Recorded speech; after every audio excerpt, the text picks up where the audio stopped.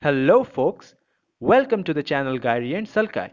If you are new to this channel, make sure you hit that subscribe button and stay tuned for the upcoming videos.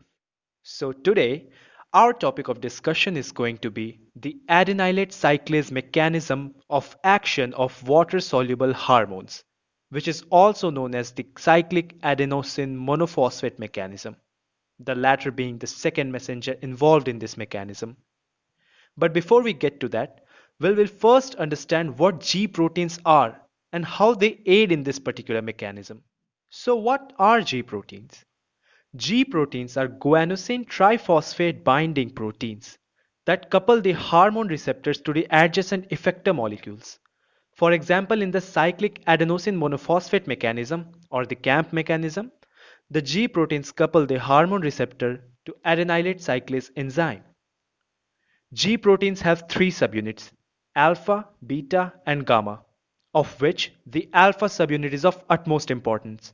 The alpha subunit can bind to either GDP or GTP.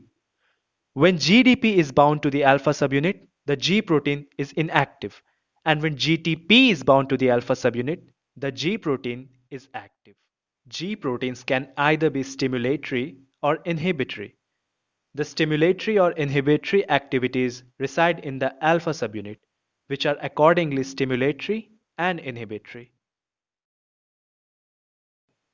Now let's take a look at the following four-step flowchart and understand the mechanism of working of G proteins step by step. When a hormone binds to its receptor, the receptor becomes activated and in turn engages the corresponding G protein, which is illustrated in the step 1 of the flowchart.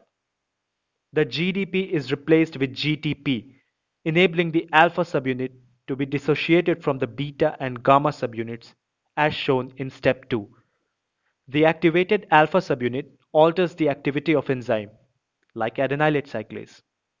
If the alpha subunit is of stimulatory type, then the enzyme is activated, and if the alpha subunit is of inhibitory type, then the enzyme is inhibited. The GTP in the activated alpha subunit will be dephosphorylated to GDP, as shown in the third step, and it will rebind to the beta and gamma subunits, thus rendering the G protein inactive, as shown in the step 4. Now let's discuss the proper mechanism step by step. I want you to look at the flowchart and the corresponding steps involved in it carefully while I narrate the mechanism to you simultaneously. Let's begin. So it starts with the hormone binding to its receptor in the cell membrane, as illustrated in step 1. The GDP is released from the G protein and replaced by GTP, as shown in the second step, which activates the G protein. The G protein then activates the adenylate cyclase enzyme. Although if the G protein is inhibitory type, then adenylate cyclase will be inhibited. But in this case, the stimulatory G protein is involved. The adenylate cyclase, which is activated, catalyzes the conversion of ATP to cyclic adenosine monophosphate, which is the second messenger of this mechanism.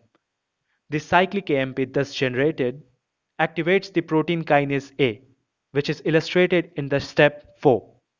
The protein kinase A phosphorylates specific necessary proteins as shown in step 5, which produces the specific physiological actions.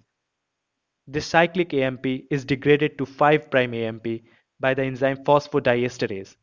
Caffeine inhibits the enzyme, thus augmenting the physiologic actions of cAMP. So that's it, folks. Thank you for watching this video. I hope you found it informative and useful. Make sure that you like the video, write your opinions in the comment section, and share it with your friends. Also check out our other videos on the channel, and don't forget to subscribe. Thank you.